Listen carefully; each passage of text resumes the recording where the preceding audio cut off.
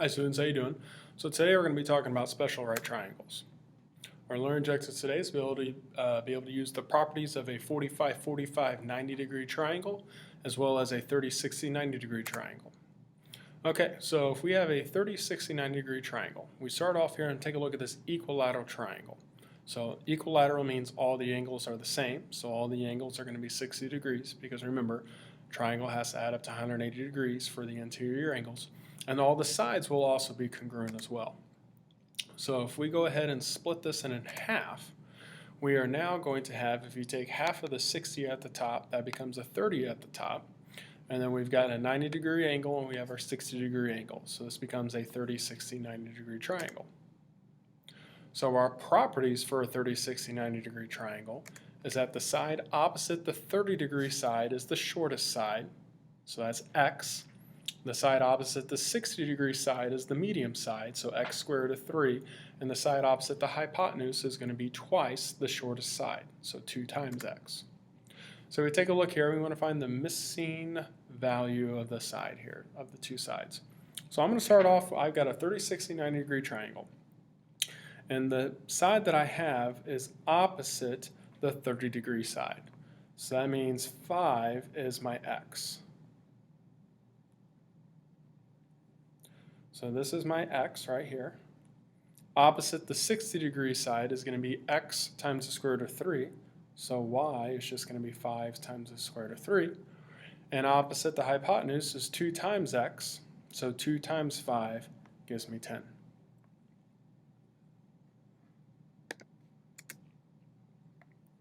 Okay, so what's the information I have here? I have opposite the 90-degree side. So opposite the 90-degree side is 2 times x. So divide both sides by 2, so that means x is 12. X is always the shortest, so the shortest side is opposite the 30. So this is going to be 12 over here. And then opposite the 60-degree side is your x, which is 12 times the square root of 3.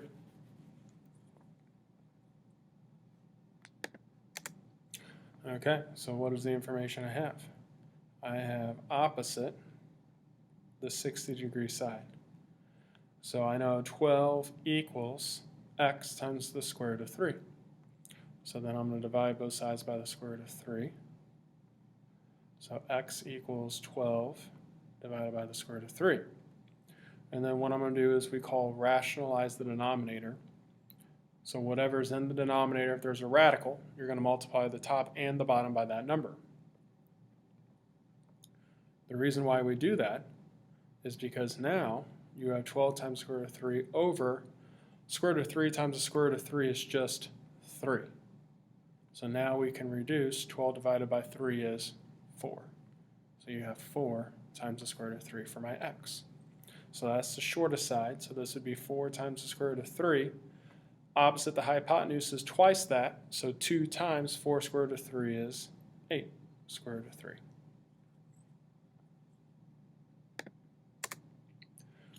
Okay, so what do we have for this one? We have opposite the 60-degree side.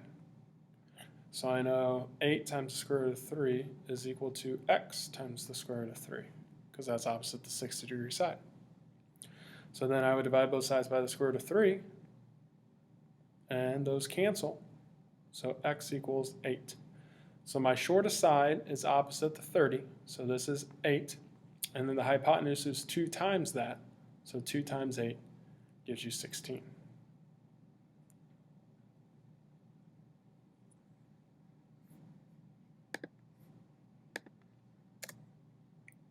Okay, so now for our 45, 45, 90, we're going to break that apart, and our properties there is going to be, since we have 45, 45, 90, I know opposite the 45 degrees are going to be congruent, so that's why both of those sides are x's, and then opposite the hypotenuse is going to be x times the square root of 2. It's a little bit bigger. Okay, so what do we have? So for this problem, we have opposite the congruent sides. So since this is 5 over here, I know this has to be 5. That means the hypotenuse has to be 5 times the square root of 2. Okay, so for this one, again, I know that these two sides are congruent because they're opposite the congruent angles. Since this side is 3, I know this is 3, which means the hypotenuse has to be 3 times the square root of 2. All right, on this one, I have the hypotenuse. So I know 10 equals x times the square root of 2. So then I'm going to divide both sides by the square root of 2. And then we're going to rationalize just like we did earlier. So I don't want a radical in the denominator, so I'm going to multiply the numerator and denominator by the square root of 2. So that gives me 10 times the square root of 2 over just 2, because the square root of 2 times the square root of 2 is 2. And then 10 divided by 2 is 5. So we have 5 times the square root of 2. So those are my two congruent sides.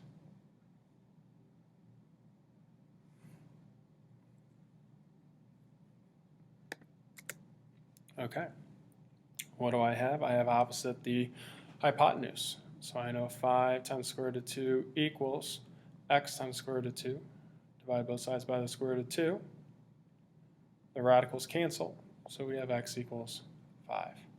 So my two congruent sides are going to be 5. All right, so now this one gets a little bit more involved. So we have the little triangle that's going off to the left. And if I take a look, I know that we have a 60. This right angle box means it's 90. So that means this angle up here has to be 30 degrees. So I have the side opposite the hypotenuse. So for this 30, 60, 90 degree triangle off to the left, the hypotenuse is 2 times x for the 30, 60, 90. So that means x has to be 12. So opposite the 30 degree side is my short side, so this has to be 12. Opposite the 60 degree side is 12 square root of 3. Now going off to the right, this is going to be a 45, 45, 90 degree triangle over here. This is 90 degrees because if this is a right angle box on the left, you're going to have a right angle box right here going to the right. So I know that 12 square root of 3 are my two congruent sides. So if this is 12 square root of 3, that means this has to be 12 square root of 3, which means the hypotenuse has to be 12 square root of 3 times the square root of 2. That gives me 12 square root of 6.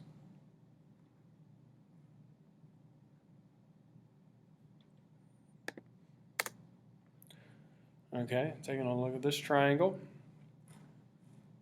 We'll do the left triangle first. So since I have a right angle box going to the right, I know we have a right angle box here, so that's 90. So going off to the left, I have a 30, 60, 90. And I have opposite the 90 degree side, so that means this is going to be 2x. So that means my x is 4.5. So that means opposite the 30 degree side is my 4.5. Opposite the 60 degree side is 4.5 times the square root of 3. Now my little triangle going off to the right is also a 30, 60, 90. So this is 30 degrees up here. So now the measurement I have is the 60 degree side. So this is 4.5 equals x times the square root of 3, because it's opposite the 60. Divide both sides by the square root of 3. So we have x equals 4.5 over the square root of 3, which gives me 4.5 times the square root of 3 over just 3. So that's opposite the 30, so this is 4.5 square root of 3 over 3. And then you double that, so that's going to give you 9 square root of 3 over 3, which those will reduce to just 3 square root of 3.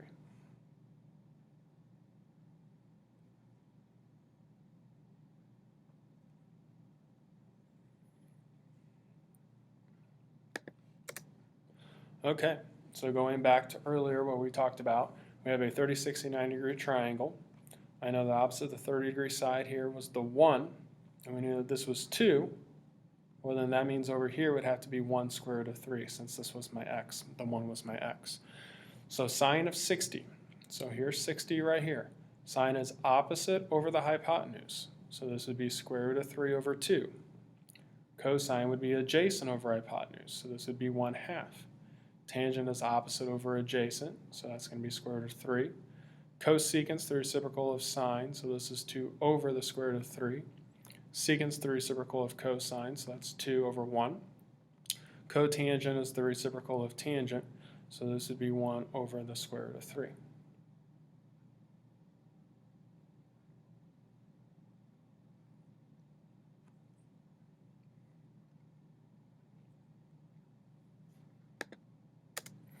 All right, for our 45, 45, 90, we know that the hypotenuse is 2.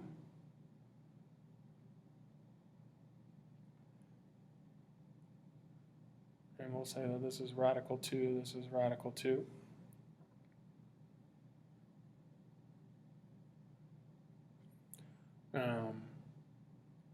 So the sine of 45 degrees, sine would be opposite over the hypotenuse, so this would be radical 2 over 2. Cosine is adjacent over hypotenuse, so radical 2 over 2.